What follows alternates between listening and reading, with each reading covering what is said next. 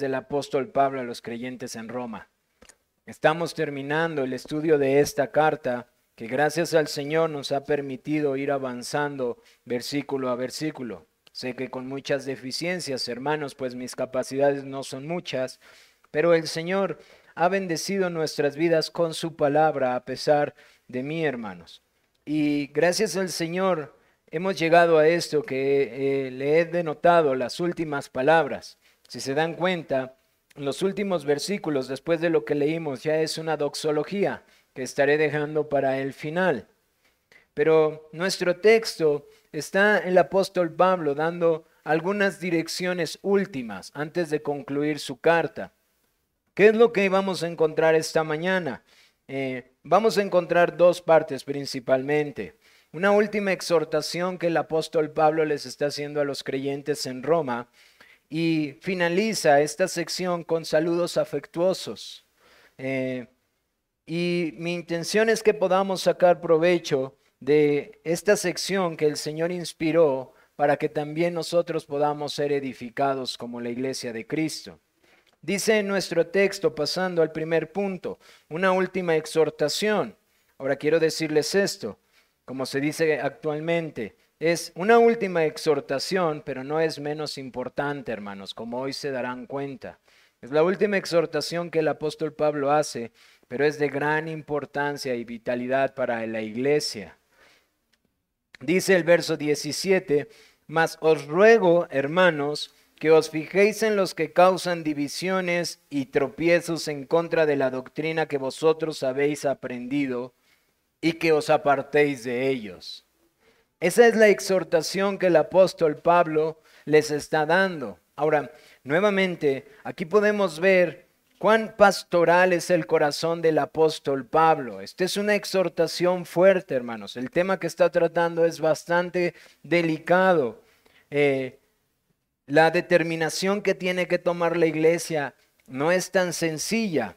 No obstante, el apóstol Pablo les dice, os ruego, hermanos.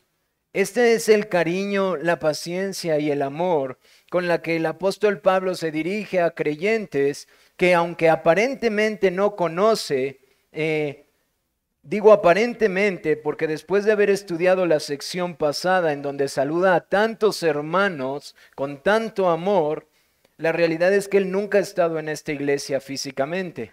Él no ha llegado a Roma. Él anhela verlos, pero él no ha llegado a Roma. No obstante que no conoce a la gran mayoría, conoce a algunos con mucho amor, con mucho afecto. No obstante, a todos ellos les habla con el mismo amor. Os ruego, hermanos. ¿Y cuál es esta exhortación? Que velen por la verdad, hermanos. Algo que en los tiempos del apóstol Pablo era indispensable. Recuerden, él está escribiendo la carta desde Corinto. Él está viendo muchas cosas que han estado pasando. Y él está escribiendo no solamente de lo que ha visto en Corinto, sino lo que ha visto en sus diferentes viajes misioneros. Cuán importante es guardar la verdad. Cuán indispensable es guardar la verdad. Y esta mañana estaba escuchando a un hermano una predicación al respecto de este texto y decía algo muy importante. La mayoría de las veces los creyentes se dividen. Debemos de ser aquellos que buscan la unidad en pos del amor o debemos de ser aquellos que buscan la verdad, aunque esto pueda dividir. Y decía este hermano que es triste que se tengan que tomar estas dos posturas. Porque cuando nosotros examinamos las escrituras, estas dos posturas no están divididas. El amor y la unidad va a defender la verdad, hermanos. Va a defender la verdad. Y mi intención es que en esta pequeña exhortación nosotros podamos entender cómo lidiar con las personas que dividen, cómo la unidad muchas veces tiene que tomar decisiones drásticas en donde tiene que apartarse de ciertas personas, hermanos. por causa del amor y la verdad, hermanos. Si ustedes se dan cuenta, él dice, mas os ruego, hermanos. Él sigue hablando de la misma unidad de la que ha venido hablando en textos anteriores, donde manda los saludos afectuosos en Cristo, de amor. Él sigue hablando de la misma forma. Él sigue hablando con el mismo afecto. Él está hablando a la iglesia en mantenerse firme, unida, que está en Cristo. Y les dice, pero ahora, hermanos, ustedes fíjense en aquellos que causan división y tropiezos. Como iglesia, manténganse unidos, velando por la verdad, hermanos. Tengan unidad en la verdad y al velar por la verdad, identifiquen, fíjense, miren a aquellos que están causando división y tropiezo. Y entonces, sean determinantes, apártense de ellos. Apártense de ellos. Hermanos, es sumamente importante que entendamos que no tiene que ser una o la otra. La búsqueda de la verdad, de la doctrina pura y genuina, es una búsqueda que en un cuerpo nos debe de mantener en unidad, porque la doctrina une, hermanos. La verdadera unidad está fundamentada en la verdad. Y cuando esta verdad se ve atacada, las Escrituras nos dice cómo debemos de actuar. El apóstol Pablo no les dice, no vayan a lidiar con ellos, no traten de negociar con aquellos que están dividiendo, no traten de solucionarlo, identifíquenlos y apártense de ellos. Apártense de ellos. Y hermanos, yo espero que puedan venir textos a la mente, que puedan ser relacionados con esta situación a lo que el apóstol Pablo les está llamando. Porque él dice en su carta a los Gálatas, en donde esto no se hizo de manera adecuada, porque un poco de levadura leuda toda la masa. Un poco de levadura leuda toda la masa. Por eso el apóstol Pablo les dice, hermanos, les ruego que ustedes fijen, identifiquen a los que causen divisiones y tropiezos, y cuando esto pase, apártense de ellos. Ahora, tengo que hacer una aclaración aquí. Nosotros vimos en el capítulo 14 cómo Pablo habla bastante acerca de la unidad a pesar de la diferencia de opiniones. Que si unos comen carne y otros no comen carne, que si unos eran vegetarianos y otros no, que si unos guardan ciertos días de fiesta y otros no, por sus tradiciones que venían. Y Pablo les dice, eso no es absolutamente nada. El que come, coma para el Señor, y el que no come, no coma para el Señor. Y si unos guardan unos días, háganlo para el Señor, y otros guarden otro día, guárdenlo para el Señor. Pero los que lo hacen, no juzguen a los que no lo hacen, no se enseñoreen de ellos. Y los que tienen libertad para ya no hacer eso, porque han crecido más en su conocimiento del Evangelio, no menosprecien a los que hacen, buscando la unidad del cuerpo en las diferencias de ideas, hermanos. Eso es lo que debemos de buscar todos en el cuerpo. Pero quiero hacer aquí algo importante. Aquí dice claramente que los que causen división y tropiezo en contra de la doctrina que vosotros habéis aprendido. Hermanos, es una diferencia es muy diferente tener diferencia de opiniones en cuanto a así como esto, como el otro, si puedo usar esto, puedo usar lo otro, si puedo escuchar esto, puedo escuchar lo otro. Y no estoy hablando de lo moralmente pecaminoso. Estoy hablando de lo que algunos pueden tener libertad o no tienen libertad para hacerlo.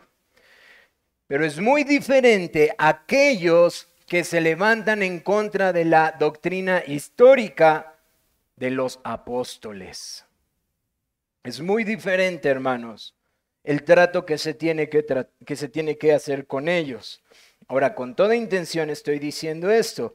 la doctrina histórica apostólica, hermanos. Porque hay en nuestros tiempos, como lo hubo en los tiempos del apóstol Pablo, gente que puede tomar las escrituras, citar a los apóstoles y después torcerlo para su conveniencia. Eso no tiene nada que ver con la doctrina histórica apostólica que nos fue dada. Pero el apóstol Pablo dice, aquellos que se levantan contra la doctrina esencial, las doctrinas cardinales del evangelio, de la salvación, de quién es Jesucristo, su divinidad, su humanidad, la Trinidad, etcétera, y que están causando división en contra de estas doctrinas, simplemente apártate de ellos. Señálenlos y apártense de ellos. Porque un poco de levadura leuda toda la masa. Y pudiéramos pensar aquí, bueno, pero ¿y cómo distinguimos entre una cosa y la otra? ¿Cómo distinguimos entre aquellos que tienen diferencias de opiniones a los que están verdaderamente siendo divisivos?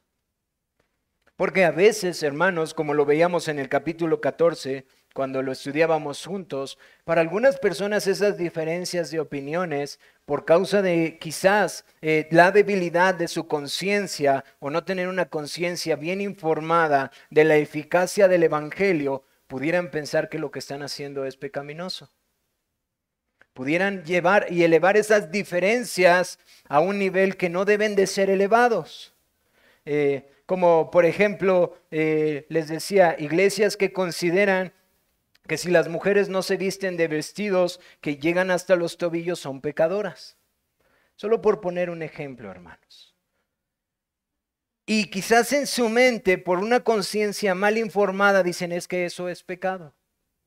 ¿Cómo poder distinguir entre diferencias de opiniones como ese ejemplo y verdaderamente aquellos que causan división? Bueno, nuestro texto lo dice. Dice desde el versículo 18, porque tales personas no sirven a nuestro Señor Jesucristo, sino a sus propios vientres, y con suaves palabras y lisonjas engañan los corazones de los ingenuos. Aquí nos da una clave muy importante, junto con el texto que les acabo de leer del versículo 17. Número 1, porque hablan en contra de la doctrina histórica de los apóstoles. Es decir, ellos se levantan diciendo es que hemos tenido una nueva revelación. Es que Dios me ha mostrado que este texto debe de interpretarse más bien de esta forma. Es que Dios se me ha mostrado y me ha dicho que esta es la manera en la que, oye, pero ya viste que históricamente en la iglesia que Cristo sostiene y sustenta, como lo hemos visto en la meditación, es Dios quien sustenta las cosas, no el hombre. Es Dios quien sustenta su iglesia y la ha sustentado hasta el día de hoy. Nunca ha sido interpretado de esa manera. Pero es que yo tengo una nueva interpretación. Hermanos, así han surgido los errores más graves y terribles en la iglesia, pero también los más actuales. Al día de hoy, existen interpretaciones que se supone, según las personas que las dan, ellos tienen una nueva revelación o una nueva interpretación, no ajustándose a la doctrina de los apóstoles, hermanos. Y digo esto porque debe de ajustarse no solamente a un texto bíblico. Cualquier persona puede llegar, leer la escritura, tomar incluso un capítulo entero y leerlo, y luego aplicarlo y torcerlo. Si ustedes no me creen en esto, Satanás mismo hizo eso con el Señor Jesucristo en la tentación. Tomó su propia palabra y agarró las escrituras para tentar a nuestro Señor Jesucristo. Y nuestro Señor Jesucristo le contestó diciendo, escrito está, Satanás. Está sacando el texto de su contexto, Satanás. Eso no tiene que ver con lo que tú estás diciendo. Si Satanás mismo hizo eso con nuestro Señor Jesucristo, créanme, hermanos, créanme, no va a haber hombre que no se detenga en estos aspectos. Es decir, el hombre en su avaricia y en su codicia, como lo vamos a ver ahorita, no se va a detener. Pero esto es muy diferente a que el texto esté en su contexto y en su aplicación misma apostólica, hermanos. Es decir, que si los apóstoles que fueron inspirados por el Espíritu Santo dan cierta doctrina, esta doctrina también se debe de ver reflejada en su aplicación y vivencia en las Escrituras, en su contexto, hermanos. Porque si no estamos sacando el texto de su contexto y solamente lo estamos utilizando, como dice el hermano Sugel Michelet, como un pretexto para crear nuevas ideas, según las concupiscencias de los hombres. Así que número 1, hablan en contra de la doctrina histórica. Es decir, eso ya pasó de moda, hermano. No saben cuántas veces se ha escuchado y espero por las personas que nos visitan, yo espero que si ustedes vienen de un trasfondo así, no lo tomen como una ofensa, hermanos. Muchos salimos de iglesias donde las mujeres se proclaman pastoras o peor cosas, apóstolas. Eso es un error doctrinal, hermanos. Es un error que se levanta en contra de la doctrina de los apóstoles. Y cuando uno argumenta con estas personas, por cierto, quiero decirles, yo salí de una iglesia así, en donde tuve que confrontar eso porque era un error evidente. Pero, claro, el hombre es astuto. Toma ciertos textos, fuera de su contexto y dice, mira a Febe, diaconisa. Y luego mira a Timoteo. Timoteo habla de las diaconisas. Y entonces hacen una astucia sacando los textos, juntándolos y dice, mira, entonces, ¿ya viste? Eres machista. Hermanos, es muy sencillo. No ves en la escritura ninguna aplicación como tal. De hecho, ni siquiera ves a una mujer escribiendo una carta. Ninguno de los libros fue escrito por una mujer. Ninguna mujer está en autoridad en las escrituras. La aplicación y la doctrina bíblica tiene su misma aplicación. Las escrituras se explican con las escrituras. Tuve que poner este ejemplo porque esto es muy contemporáneo.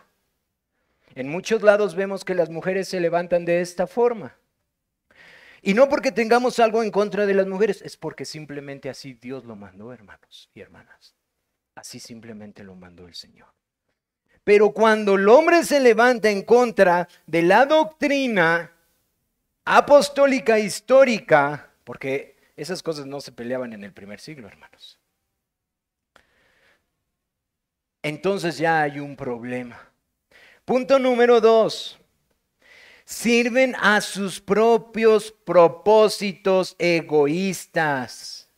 O la expresión que utiliza el apóstol Pablo, a sus propios vientres. Son jactanciosos, son egoístas.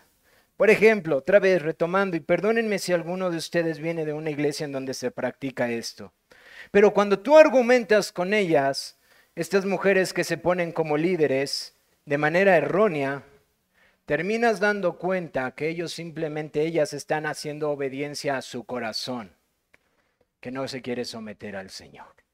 Y la manera de argumentar todas las cosas es simplemente porque no les importa el daño que crean en la iglesia, porque tal es el sacerdote, tal la iglesia. Ese ejemplo lo están transmitiendo a la iglesia. Luego vas a ver familias en donde las mujeres toman la autoridad y no los hombres cediendo su autoridad. No les importa eso. A ellas les importa, quiero que vean mis dones, quiero que me vean a mí. Quiero yo ser el centro de atención.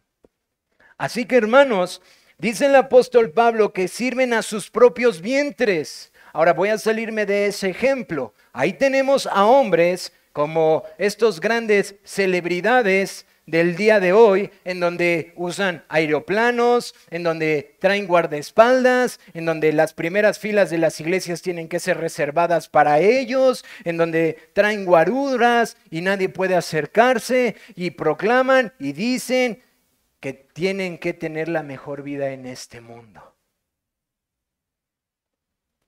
Evidenciando que lo único que están haciendo es sirviendo a sus propios vientres.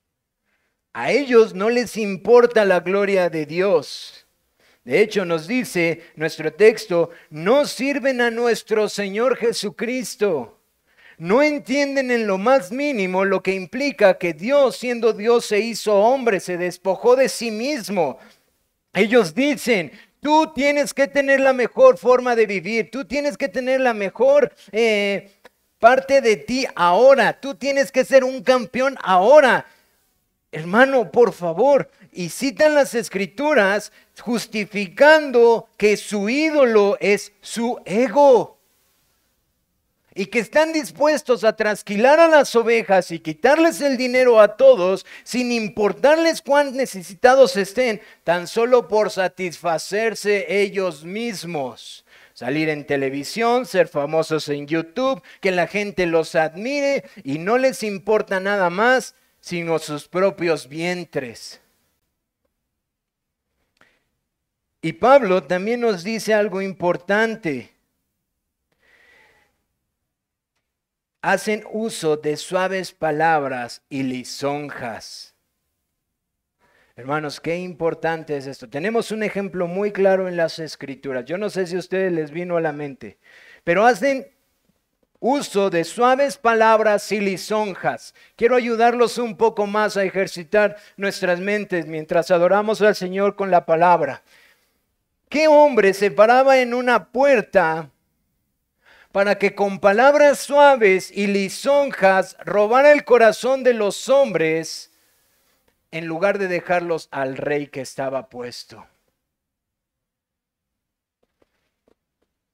Y tenemos a este hombre parado en la puerta y diciendo, ¿qué te dijo mi padre? Mira, yo te voy a reivindicar, yo voy a hacer mejor por ti.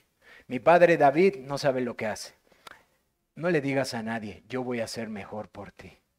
Hermanos, tristemente, eso es algo que a nuestros oídos agrada. Las palabras suaves y lisonjas. Y estos hombres astutos utilizan esta forma de dirigirse para tratar de disuadir a los ingenuos. Dice nuestro texto, usan palabras y lisonjas para engañar los corazones de los ingenuos.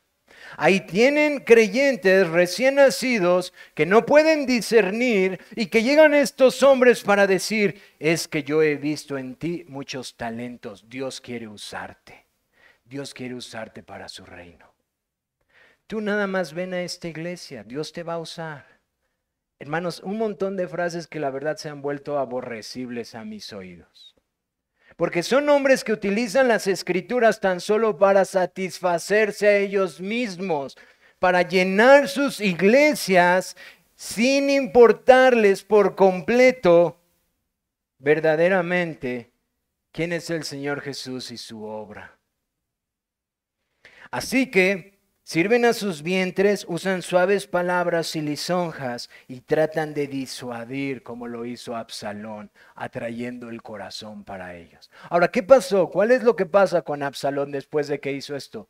Causa una división, causa una verdadera división en el reino. Pero cuando pasamos por esas meditaciones hace ya algunos meses, ¿qué hubiera pasado si David hubiera tomado la ley de Dios? Este texto no estaba obviamente. ¿Qué hubiera pasado si David hubiera hecho caso a Dios y hubiera escuchado lo que dice la ley de Dios y le hubiera dicho a su hijo, lo que estás haciendo está mal, vuelves a hacer eso y sales de mi reino?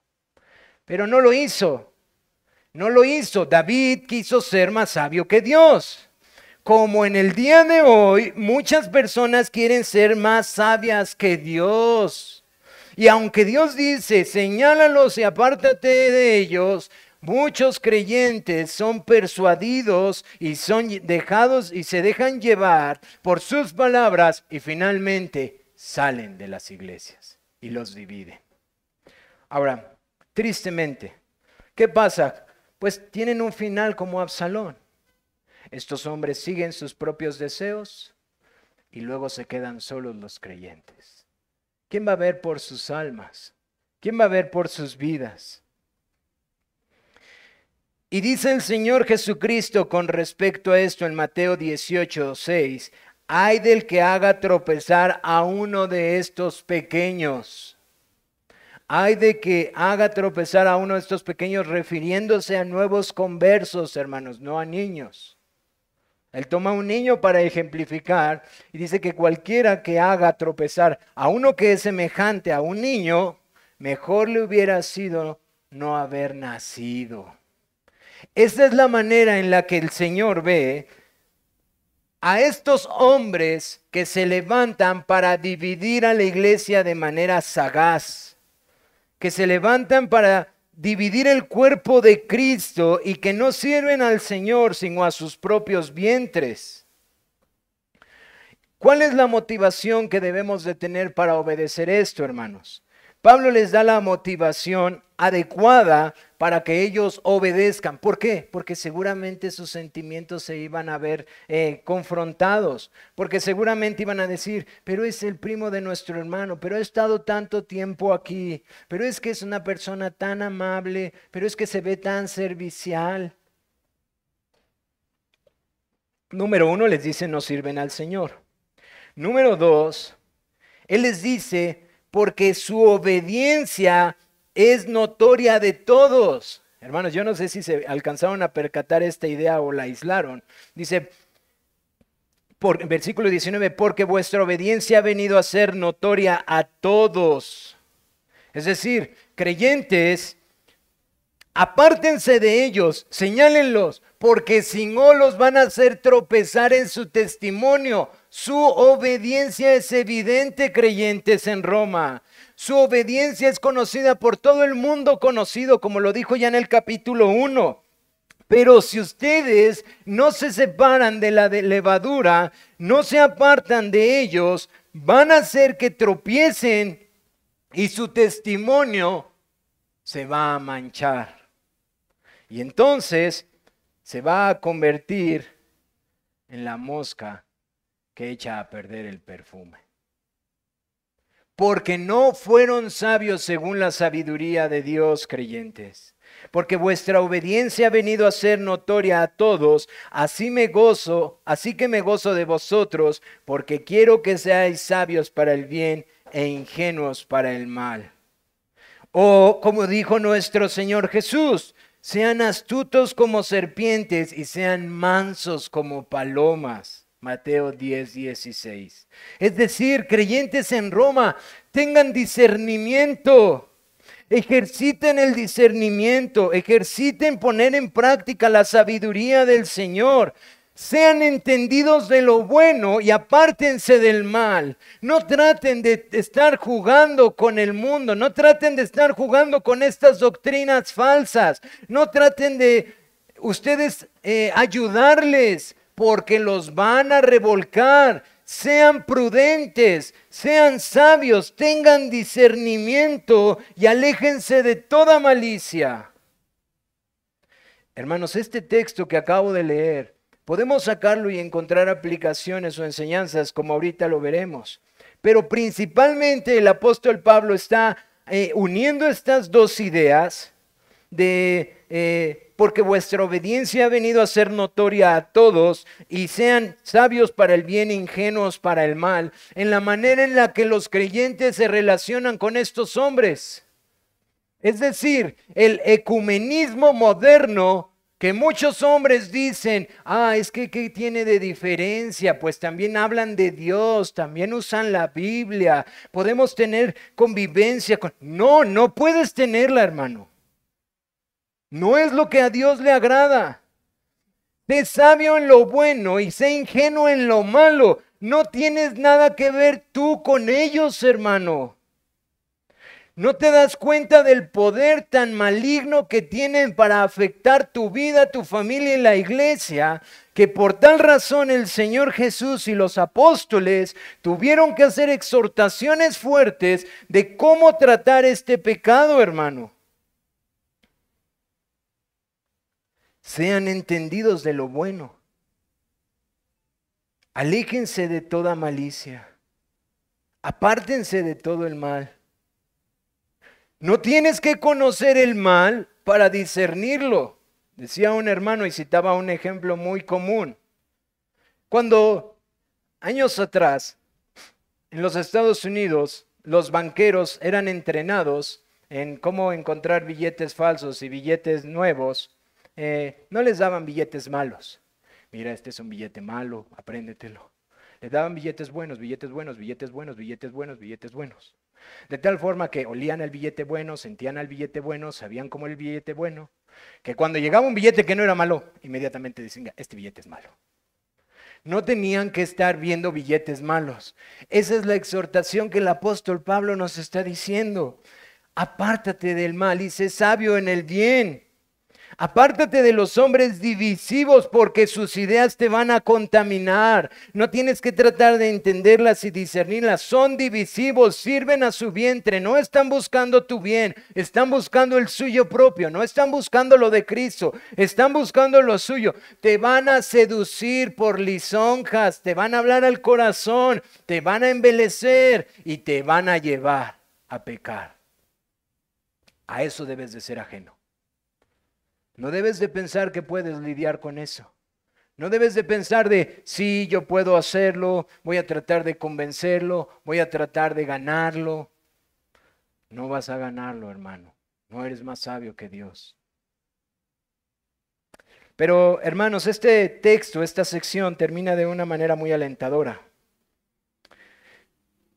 Porque aunque Pablo les está diciendo, esta es su responsabilidad de velar por esta iglesia, creyentes. Cuando ustedes vean a alguno que sea divisivo, alguno que está yéndose en contra de la doctrina de los apóstoles, de la doctrina de que fueron enseñados, apártense de ellos y les esté diciendo, ustedes son responsables de velar por su iglesia. Él termina animándolos en el versículo 20 diciéndoles, y el Dios de paz aplastará en breve a Satanás bajo vuestros pies. La gracia de nuestro Señor Jesucristo sea con vosotros. Es decir, es nuestra responsabilidad, pero también el Señor está ahí para ayudarlos. Y pronto, esos que buscan tan solo lo suyo y que son instrumentos de Satanás, pronto serán neutralizados, serán destruidos. Ahora, cuando nosotros vemos esta expresión puede ser confuso. El Dios de paz pronto aplastará a Satanás bajo sus pies. ¿No ya lo venció? ¿No dice que Cristo ya venció a Satanás en la cruz? ¿Ya lo venció o no lo ha vencido? Bueno, esta es una de las expresiones que tenemos que entender de cómo la redención se aplica, cómo la obra de Cristo Jesús se aplica. Es verdad, Cristo ya fue vencido en la cruz. ¿Por qué, hermanos? Porque según las Escrituras, el arma que tiene Satanás sobre los creyentes genuinos es el pecado. Eso es lo que está tratando de decir el profeta Zacarías. Pero al venir Cristo y pagar nuestro pecado, el acusador ya no tiene nada más que acusarnos porque Cristo ya pagó.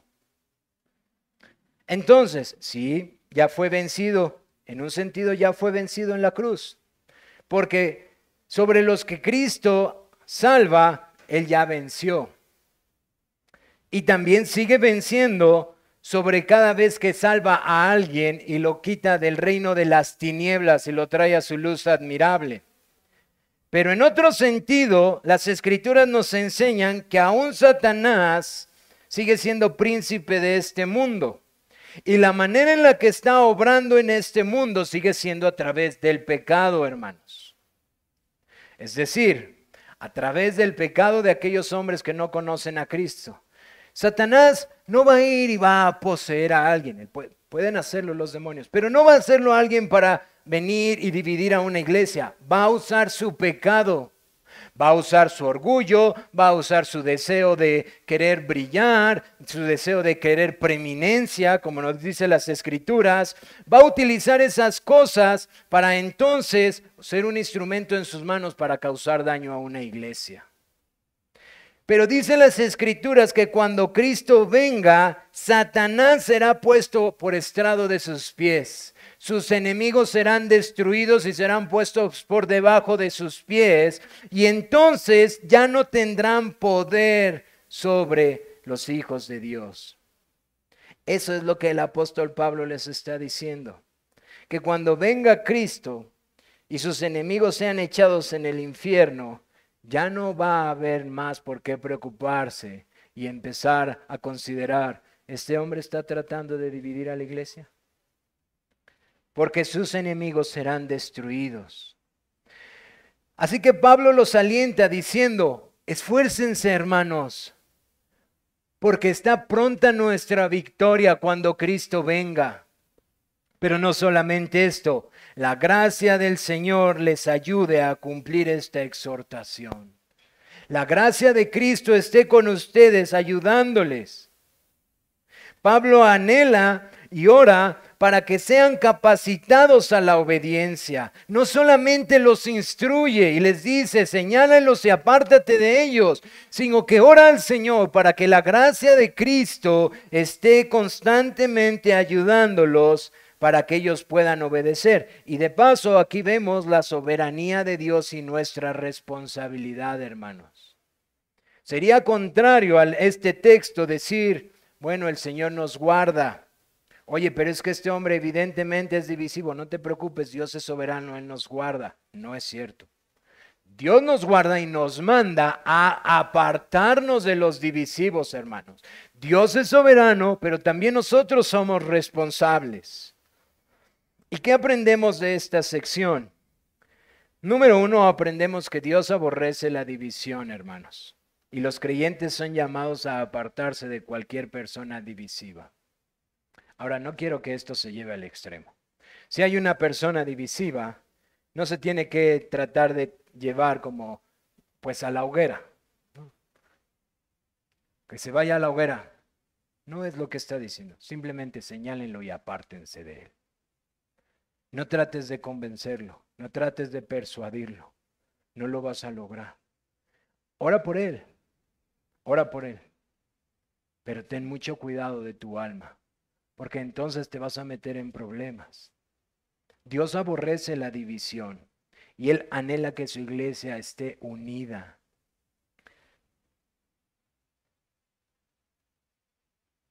También aprendemos, hermanos, de ese texto que les mencionaba. No debemos de buscar crecer en el conocimiento de lo malo, lo carnal, para impactar a este mundo. Tuve que decirlo, hermanos. Varios hermanos hablan de esto. No creo que sea el principal aspecto por cómo está la secuencia del argumento, pero sí es una aplicación necesaria. Es un punto importantísimo para todos nosotros. Yo les decía cómo los creyentes se debaten si buscan la doctrina o la unidad y la pureza de la doctrina. Pero hermanos, este texto también nos habla de algo importante. No somos llamados a ser carnales. No necesito ir a conocer todo lo que los enemigos de Cristo hacen para entonces saber cómo compartirles. No necesito ir a su mundo perverso para después saber cómo acercarme. El Señor me dice, sé ignorante en lo malo, sé sabio en lo bueno. Decía otro hermano una aplicación al respecto de este aspecto que vemos aquí, un principio importante. Tampoco jovencillos y niños, no necesitas anhelar tener un testimonio impactante. No necesitas decir, es que a mí el Señor no me salvó de las drogas y de todo esto, pues entonces no tengo un testimonio impactante. No es eso lo que dicen las Escrituras. Salmo 1 dice, bienaventurado el varón que no anduvo en consejo de malos, ni anduvo en camino de escarnecedores, ni en silla de pecadores se ha sentado, sino que en la ley de Jehová está su delicia, y en su ley medita de día y de noche. No es bienaventurado aquel que tiene un testimonio impactante, como nos enseñan en muchas de las iglesias donde salimos. No es que este hombre era un asesino, mató 600 personas y ahora Cristo lo salvó. Gloria a Dios por eso, pero tú no sabes las luchas que va a tener toda su vida. Ahora, ¿quieres saber eso? Ve la vida de John Newton. Este hermano que el Señor salva de la esclavitud de los negros, él vio cosas horribles mientras él conducía su barco y él revela en sus escritos cómo toda la vida lo acompañó una tortura de haber pasado eso. cómo él recordaba constantemente todo lo que oyó y vivió por causa de su manera desordenada de vivir. Hermanos, la Biblia no nos llama a tener que embarrarnos en el pecado o a tener que vivir en el mundo para luego decir, miren cuán poderoso es Cristo. Puede ser poderoso en la vida de un joven o una jovencita que ha guardado su vida y que Cristo la salva y que puede ser un instrumento muy útil en sus manos, en lugar de estar lidiando con lo que muchos de nosotros tenemos que estar lidiando por causa de lo que vivimos en nuestro pecado. Así que las Escrituras nos llaman a crecer en el conocimiento de lo bueno, no lo malo. Es un principio que en muchas iglesias también enseñan. No, mira, es que no te apartes del mundo. Ve a las fiestas y ve a esto y al otro, para que entonces sepas cómo compartirlos. Eso no dice la Biblia. Eso no dice la Biblia. Haz eso y vas a ser tropezado y vas a terminar cometiendo los pecados que ahora no cometes. Nuestra última sección de nuestro texto de esta mañana, los saludos afectuosos del apóstol Pablo, Romanos 16, verso 21 al 24. Os saluda Timoteo, mi colaborador, y Lucio, Jasón, Sosípater, mis parientes. Yo, Tercio, que escribí la epístola, os saludo en el Señor. Os saluda Gayo, hospedador mío y de toda la iglesia. Os saluda Erasto, tesorero de la ciudad, y el hermano Cuarto. La gracia de nuestro Señor Jesucristo sea con todos vosotros. La manera en la que Pablo concluye estos comentarios finales es por medio de saludos afectuosos de parte de sus colaboradores. Si ustedes se dan cuenta, el apóstol Pablo está dando saludos muy afectuosos de estos hermanos con los cuales él trabajaba en conjunto. Hermanos con los cuales Pablo está avanzando el reino de Dios y hermanos que estaban con él y que amaban a los creyentes en Roma. Y hermano, aquí nuevamente tú y yo somos exhortados. Estos hermanos que mandan saludos, esta lista que ha dado, muestran un amor muy particular por los creyentes. Es como si la carta está escribiendo, y perdón que tome este ejemplo, pero aquí hay un amiguito mío que me hizo inmediatamente pensar en él. Es como cuando mi amiguito Joel se acerca y me dice, Jonah, ¿le puedes decir? Y su ansiedad quiere que yo diga algo. Aquí vemos a los creyentes haciendo lo mismo. Puedes escribirle, diles que salúdame a los creyentes, por favor. Su anhelo por los creyentes en Roma está dejándose ver en que el apóstol Pablo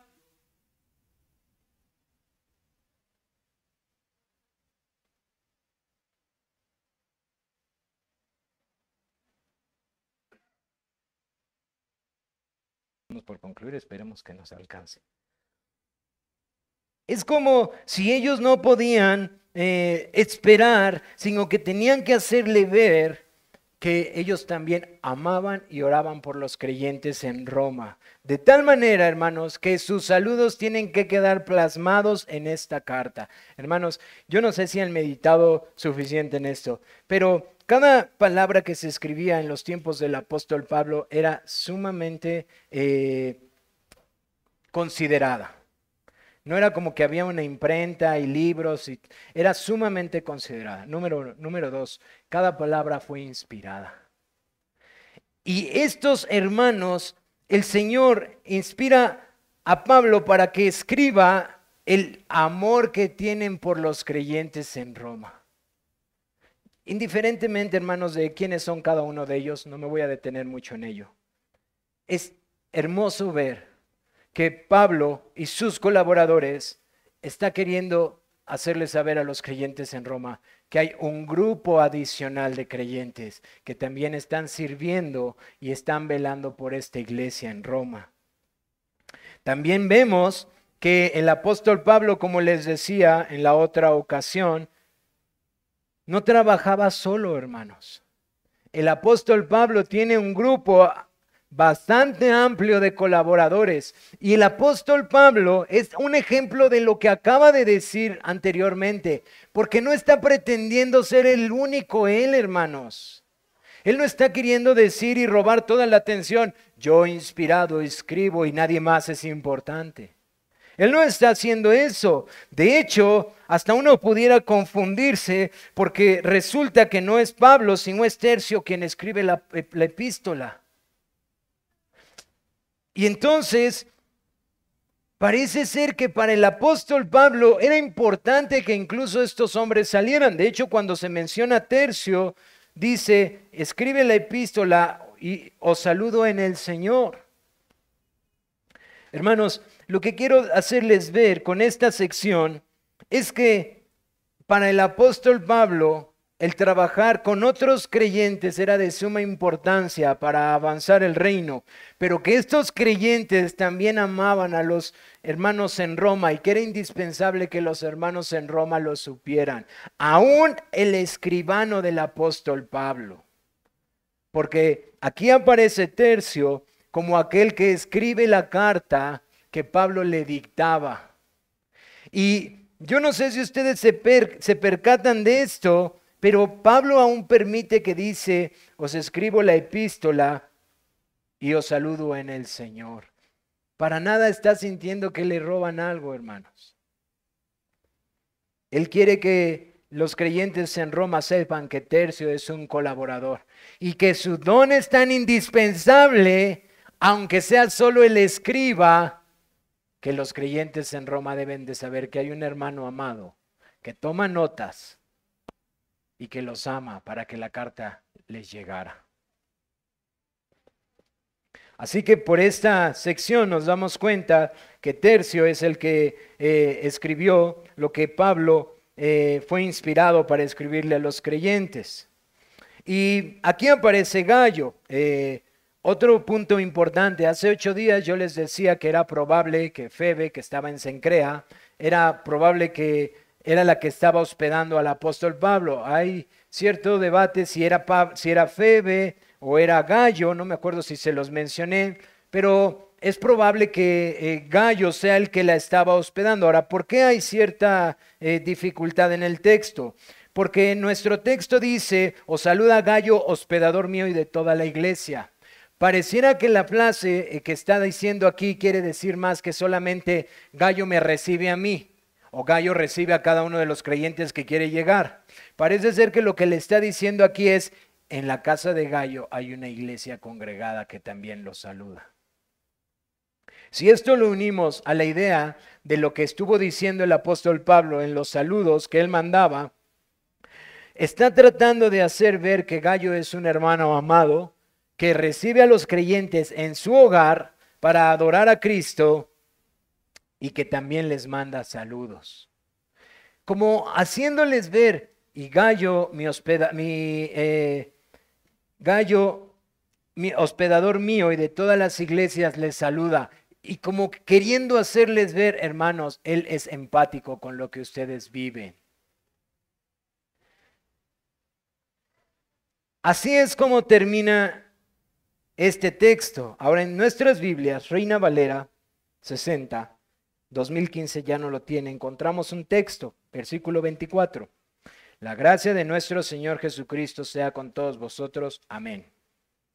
Es muy probable que este texto no está en la mayoría de los manuscritos. Estos textos solo aparecen en algunos manuscritos antiguos, pero no en la mayoría de ellos. ¿Por qué razón varias de las nuevas ediciones o otras traducciones no lo están colocando? Porque si ustedes observan, quiero nada más, esto era como un comentario adicional, Reina Valera sí lo tiene, realmente no hace perder nada el sentido. Después del texto 24, ustedes encontrarán el 25 que empieza una doxología, que vamos a ver más adelante, y aquel que puede confirmaros según el mismo mi evangelio y la predicación de Jesucristo, etc. La última sección es una doxología y parece ser que el 24 es otra doxología.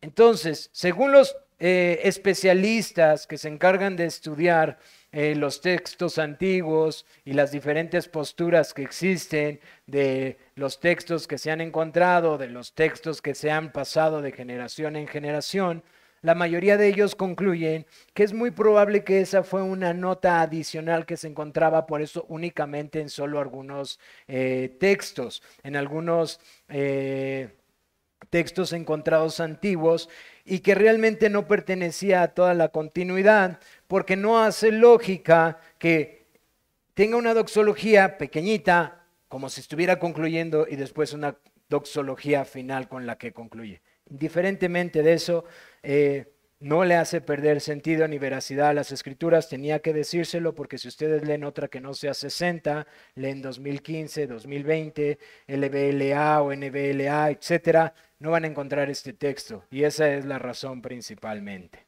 ¿Qué aprendemos de nuestro texto, de esta porción? Número 1, aprendemos la necesidad de trabajar en equipo para el avance del reino, hermanos. No olvidemos que el avance del reino no avanza por una sola persona. Tampoco avanza, hermanos, solamente por un grupo en la iglesia. Tampoco, hermanos, avanza por una sola iglesia. El avance del reino avanza porque el cuerpo de Cristo avance hacia el mismo propósito. Hay otra cosa que aprendemos de este texto, si ustedes se dieron cuenta. Mucho se ha hablado de la inspiración y algunas personas nos argumentan. Pero ¿por qué dices que la Biblia es inspirada por Dios y fue escrita por hombres? Eso es ilógico. No sé si les ha pasado cuando salen a compartir el Evangelio. Bueno, aquí hay un ejemplo clarísimo. Cuando ustedes van al primer capítulo de Romanos, dice Pablo, siervo de Jesucristo, llamado a ser apóstol, apartado para el Evangelio, etcétera, etcétera, etcétera. Pablo se describe como aquel que escribió la carta. Pero quien realmente la escribió fue Tercio. Aunque Tercio le escribió, la autoridad es de Pablo. Esto es un claro ejemplo de lo que la inspiración significa, hermanos. Aunque los escribanos fueran hombres, y no me refiero al escribano Tercio, me refiero al instrumento que utilizó a Pablo, es un hombre. No obstante, la inspiración y el cuidado es del Espíritu de Dios. Es decir, Pablo tuvo cuidado de qué palabras ponía Tercio y qué palabras no se ponían. Eso es un ejemplo humano muy claro. Eso es una forma muy clara de demostrar cómo la inspiración divina no contradice el instrumento humano utilizado. Para concluir, ¿cómo aplicamos esto que hemos visto esta mañana? Primero, hermanos, yo espero en el Señor que para todos nos sea muy claro que debemos de velar por aquellos que quieren dividir la iglesia. No estoy diciendo con esto que cada hermano que tiene una diferencia en ideas sea considerado divisivo, porque a veces nos equivocamos. Estamos hablando de personas que se introducen a la iglesia y que se levantan en contra de las doctrinas esenciales, apostólicas, históricas. Tales personas deben de ser señaladas por su pecado. Número 1, por si Dios les concede arrepentimiento. Número 2, para guardar la hermosura de la iglesia. Hermanos, quiero decirles de paso algo importante. El propósito principal de la disciplina no es el creyente, hermanos. Eso se llama humanismo. El propósito principal de la disciplina se llama la gloria de Dios. Si este pivote se mueve, la corriente de este mundo nos ha apartado de la verdad. ¿Por qué les digo esto? Porque cuando ustedes van a Tito, capítulo 3, versículo 10, dice que a los divisivos después de una y de dos amonestaciones, échalos fuera de la iglesia. Hermanos, Tito, primera de Pedro, el Señor Jesucristo, habla acerca de los divisivos con aquellos que tienen que ser tratados rápidamente, porque contaminan y dañan a la iglesia, hermanos. Pero cuando tú cambias el pivote que es Cristo y su gloria y pones al hombre, para el momento en el que tú ya estás tratando la división entró demasiado a la iglesia y ya contaminó a muchos y el cuerpo de Cristo ya se dividió. Por eso, el propósito principal siempre en la disciplina debe de ser la gloria del Señor y el segundo la restauración del creyente. Por lo tanto, si hay una persona divisiva, ¿qué es lo que se le debe de hacer? Señalar, está siendo divisivo. Estás enseñando cosas que son contrarias. No es que, mira, no has leído este libro en donde nos enseña que Cristo en verdad no era Dios, sino que era mitad. No. Te estás apartando de la verdad. Estás haciendo mal. Por favor, corrige tu camino. Si persiste, exhíbelo y salga de la iglesia. Esa es la manera en la que Dios dice que que guardamos la iglesia, hermanos. Por medio de guardar la verdad.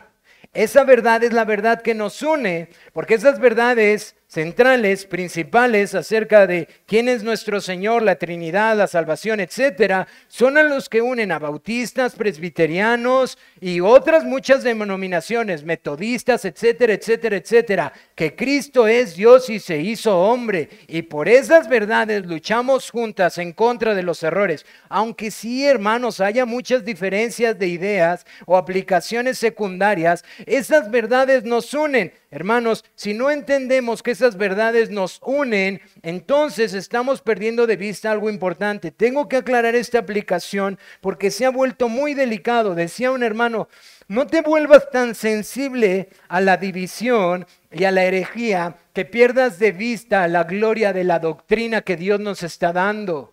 Es decir, no trates de volverte un detector de divisiones y de falsas doctrinas que pierdas de vista la gloria de la doctrina que Dios está mostrándole a su iglesia. ¿A qué me refiero? Hay muchas personas que en pos de la unidad están siendo, en pos de la verdad y de la doctrina están siendo divisivos, hermanos, tristemente. Y eso está haciendo que la iglesia no pueda trabajar en conjunto. No, es que yo no creo lo mismo que los metodistas. Es verdad, quizás no llegas a las mismas conclusiones, quizás no tienes el mismo esquema de doctrina, pero si esos hermanos tienen las verdades fundamentales como tú las tienes, son tus hermanos. Quiero decirte algo, estas son las verdades que hicieron que en los tiempos post-reforma muchos hombres fueran utilizados para un avivamiento. Cuando dejaron de ver sus diferencias de ideas, vieron la unidad de la doctrina, se unieron como un pueblo en Cristo y empezaron a servir para proclamar a Cristo. Yo sé que es difícil y que se vuelven líneas delgadas, pero mi hermano, lucha. Evidencia, expón, apártate de la división, de la falsa doctrina, pero busca la unidad con aquellos que con un corazón sincero invocan el nombre de Cristo. Porque mientras el reino de las tinieblas avanza y avanza, ahí tienes a creyentes peleándose en iglesias, en YouTube y diciendo, yo no tengo nada que ver con presbiteriano. Hermano, por favor, tú no moriste por ellos. Entiende que son tus hermanos y avanza el reino de Cristo. Hay misioneros que marcaron drásticamente la historia por predicar a Cristo y que no fueron ni siquiera sustentados por sus denominaciones. Pero la iglesia ahora está tratando de ser un poquito más hábil que las Escrituras. No lo hagamos, hermanos. La Biblia, esta carta, nos ha llevado a la unidad del amor. Las diferencias que pueden existir, pero también nos lleva a formar un carácter sólido y bíblico. Diferencias heréticas, divisivas, que causan tropiezo, expónlos, no tengas temor. Personas como olvidé este hombre que se la pasa viajando en aeroplano y haciendo barbaridades. Estos hombres que están lucrando con la iglesia, argentinos y brasileños, perdónenme. Todos estos hombres, herejes, divisivos, expónlos, preséntalos como que son engañadores. Dante Gebel y todos esos engañadores, amantes de sus vientres, que si no se arrepienten tendrán su justa condenación. Judas dice que aún las tinieblas más oscuras están destinadas para ellos. Perversos hombres que se muestran en la tele como ángeles de piedad, como ovejas, pero son lobos rapaces. Expónlos. Sé firme en contra de ellos. Proclámalos como lo que son. Si tienes amigos o hermanos en lugares como esos, diles, son herejes y exponles sus errores. Pero al mismo tiempo, hermano, si tienes hermanos en otras denominaciones que no tienen doctrinalmente en las principales doctrinas errores, abrázalos, hermano. Que oren por ti. Hermano, te digo esto porque está en nuestro corazón. Les compartía la petición que está pasando en Cuba. Está terrible la situación en Cuba. No hay electricidad. No hay alimentos. La situación es terrible. Nos decían esta semana, la gente ya está harta. Ahora empieza a ser agresiva. Antes no había delincuencia porque el gobierno era muy severo. El odio en el corazón ya estalló. La gente empieza a robar, empieza a haber muchas agresiones, muchas cosas muy duras. Hermano, hay un montón de creyentes en Cuba que indiferentemente qué denominación tenga, son nuestros hermanos. En esos tenemos unidad, hermano. Esos no son herejes. Y para poderles ayudar, me decía un hermano que hablaba con él ayer, están empezando a buscar con muchos otros ministerios a nivel mundial cómo ayudamos a Cuba, porque la situación está bastante crítica. Pero hermanos, si nos ponemos a decir, no, es que ellos no son bautistas reformados, ellos son nuevo calvinistas, no estoy de acuerdo con ellos. Hermano, ¿y tus hermanos mientras sufriendo? Entendamos las escrituras y tengamos discernimiento de cómo tratar cada cosa, hermanos. A los divisivos, expongámoslos. Y si no se arrepienten, apartémonos. Oremos por ellos, pero apartémonos.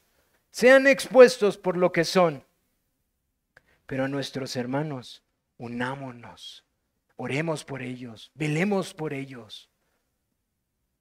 Busquemos colaborar como iglesia en conjunto con otras iglesias para poder avanzar más eficazmente el reino de Dios.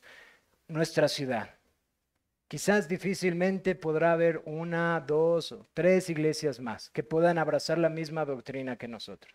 Pero quiero decirles algo, no son los únicos creyentes en nuestra ciudad. El brazo de nuestro Señor no se ha cortado para salvar. Hay creyentes en otras iglesias. Y nuestra ciudad necesita el Evangelio de Cristo. Y nuestra ciudad necesita que las iglesias puedan trabajar en conjunto para predicar a nuestro Señor Jesucristo. Porque mientras nosotros estamos discutiendo nuestras diferencias, Satanás está destruyendo y está matando y está avanzando. Amigo, yo sé que esta tarde tú estás aquí y quizás no conoces a Cristo. Hay personas entre nosotros que vienen porque los trajeron o porque los invitaron o porque iban pasando o incluso porque siempre han asistido a una iglesia, aunque quizás nunca han conocido a Cristo verdaderamente. Algunos hicieron una decisión por Cristo, algunos otros se bautizaron, algunos otros es parte de su costumbre. Quiero decirte algo. Si tú nunca te has arrepentido de tus pecados y has puesto tu confianza únicamente en la obra de Jesucristo para el perdón de ellos, y has vivido de esta manera desde ese momento, no conoces al Señor. Por eso me refiero a ti como amigo. Porque tú necesitas arrepentirte. Necesitas mirar a Cristo como aquel que sufrió en tu lugar. Si tú no te arrepientes, tú también serás echado como uno de los enemigos en el lago de fuego y azufre, en el infierno. En el infierno que Dios creó para castigar a sus enemigos eternamente y para siempre. Es sumamente importante que esta tarde tú consideres qué pasaría si hoy mueres. ¿Estás listo para enfrentar a Cristo? ¿Estás listo para estar delante de su santidad? Si lo estás, debe de ser tan solo por los méritos de Cristo. Justificados pues por la paz, justificados pues por la fe, tenemos paz para con Dios por medio de nuestro Señor Jesucristo. Es solo Cristo Jesús quien hace justo al pecador como tú y como yo. Es solo Cristo Jesús quien vivió una vida perfecta. Es solo Cristo Jesús quien murió en el lugar de los pecadores. Y es solo Cristo Jesús quien resucitó de entre los muertos y mostró a este mundo que fue la ofrenda perfecta ofrecida a su Padre una vez y para siempre. Si tu fe no está puesta solo en Jesús, tu fe es una fe falsa. La fe que salva es una fe que solamente confía en Jesucristo, única y exclusivamente, y que tiene por fruto el arrepentimiento, y que tiene por fruto las buenas obras, y que tiene por evidencia el amor y la obediencia a Cristo y sus mandamientos, no al revés. Si tú crees que tu obediencia, si tú crees que tu amor es lo que te está salvando, entonces no estás confiando en Cristo, estás confiando en tus obras. Nuestra responsabilidad como iglesia es llamarte esta tarde a que te arrepientas y que, como dicen las Escrituras, hoy es día de salvación. Considera tus caminos. Considera qué pasaría si hoy murieras. Considera cuál sería tu eternidad. ¿Una eternidad en el infierno o una eternidad con el Señor? Considera que solamente hay dos lugares a los que puedes ir. Y uno te llevan todas tus obras y al otro te llevan las obras de Cristo. Por eso te suplicamos que pongas tu fe en el Señor Jesucristo y abandones tu pecado. Vamos a pasar a la cena del Señor. Hermanos que nos visitan, solamente como recordatorio, la cena del Señor solo la celebran los miembros de la iglesia local. Les pido por favor que se abstengan de pasar, nuestros hermanos que nos visitan de otra iglesia. Solo los miembros de la iglesia local toman la cena. Vamos a ponernos de pie, por favor. Vamos a leer las Escrituras, después oramos y después pasan los miembros a tomar la cena del Señor.